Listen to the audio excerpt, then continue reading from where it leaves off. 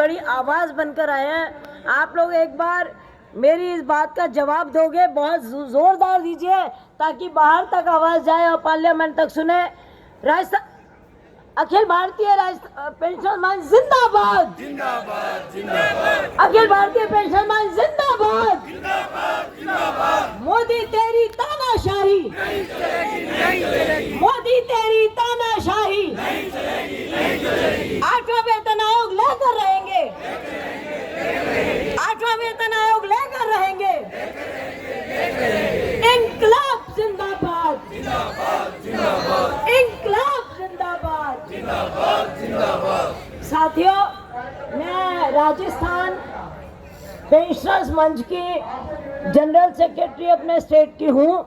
हमारे महामंत्री chief secretary भी आए हुए हैं, विष्णुदत्त शर्मा। जितनी भी मांगे हमारी अभी अखिल भारतीय पेंशनर्स मंच ने रखी हैं, उस पर हमारी वार्ताएं चल रही हैं। हम लोगों की 3 वार्ता हुई हैं, जिसमें 8वें वेतन आयोग को लेकर तो ये तो पूरे हिंदुस्तान की मांग है।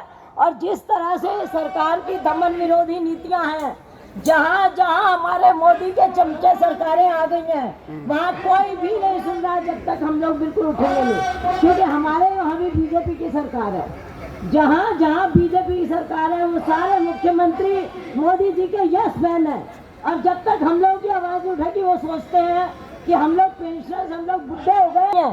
तुम लोग पार्षद का भी पेंशन लेते हो, एमएलए की भी लेते हो, सांसद के भी लेते हो, कबर में पैर लटके होते हैं और चुनाव लड़ने खड़े हो जाते हो।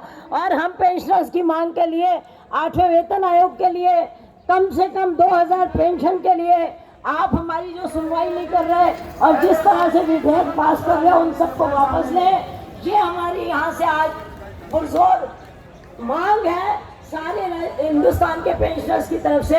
मैं आदरणीय अध्यक्ष महोदय चौधरी जी को ये जरूर कहूंगी कि चौधरी जी, आप जहां भी कहें, राजस्थान पेंशनर्स मंच के लोग आपके साथ कहीं भी किसी भी स्टेट में जाने को तैयार हैं, खड़े रहेंगे आपके लिए। केवल राज्य राजस्थान नहीं है, ये हमारे पूरे हिंदुस्तान के पेंशनर्स पे बहुत बड़ा कुठाराघात हो रहा है। हमारी मोदी सरकार ने ये सोच लिया, खुद तो वो 25 लाख के और 35 लाख के चश्मे लगाए, हमें बोले अपने घर का, यहाँ का खरीदो, यहाँ का ये करो, इम्पोर्टेड गाड़ियों में घूमे, और हमें कहे स्वदेशी अपनाओ। धिक्कार है ऐसे प्रधानमंत्री पर, जो हम लोगों को बिल्कुल नहीं सुन के, बिल्कुल आए दिन उसकी यात्राएं हो रही हैं, उसके हवाई जहाज बाहर के हैं, उसके कपड़े बाहर के हैं, उसके चश्मे बाहर के हैं, उसके फोन बाहर के हैं, और हमें कहता है स्वदेशी अपनाओ। हम तो स्वदेशी में ही मरेंगे, तू कभी कभी हो सकता है चाइना या कहीं चला जाए। इसलिए साथियों, हम लोगों को, पेंशनर्स को, अपनी जितनी भी मांगे हैं, 8वां वेतन आयोग वापस करवाना है। राजस्थान में हम लोग इस बात पे लड़ाई शुरू कर चुके हैं।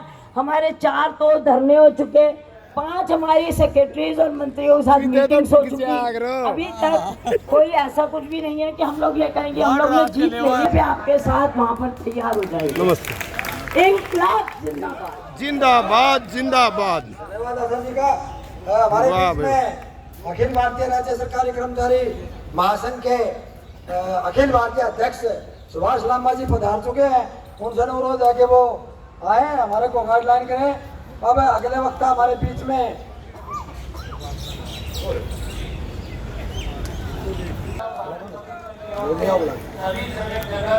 इस कल्याण के लिए, भारत माता के लिए, इस स्वतंत्रता के लिए, इस सृष्टि के निर्माणकर्ता के लिए। भाई लंबा साहब राम राम।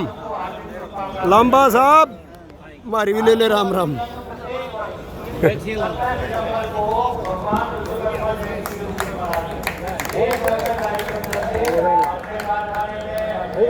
जिनका इंतजार आ जाओ, आ जाओ, आ जाओ। अभिनंदन करें। वाह जी, वाह जी, वाह। साथी सुभाष लांबा जी हमारे बीच आ चुके हैं, धन्यवाद। इसलिए हरियाणा वहाँ साथी कह रहे होंगे कि भाई लांबा जी तो हमारे हैं ही। सभी गाइडलाइन लेकर ये ट्रीटमेंट सभी को उनकी में चल रहा है। लांबा जी का बहुत बहुत धन्यवाद। ये कहीं बिजी हो गए थे। अब अनुरोध है आर के इंकलाब जिंदाबाद, भारतीय स्टेट गवर्नमेंट पर्सन फेडरेशन जिंदाबाद। आवाज दो। भाई क्या बात है, बहुत बढ़िया। महावीर क्यों नहीं ले आए जिले महावीर ने? ईब तो सह हम ले आए तो हम तो छोड़ आए। चलो हम संभालेंगे, फिर हम संभालेंगे अपने भाई ने। और ठीक है प्रकाश? ना ना ना, छत्तीसगढ़ का मुख्य समस्या धारा 49 लागू होने के कारण समय पर हमारे प्रदेश के पेंशनरों को महंगाई भत्ता या अन्य सुविधाएं नहीं मिल रही है।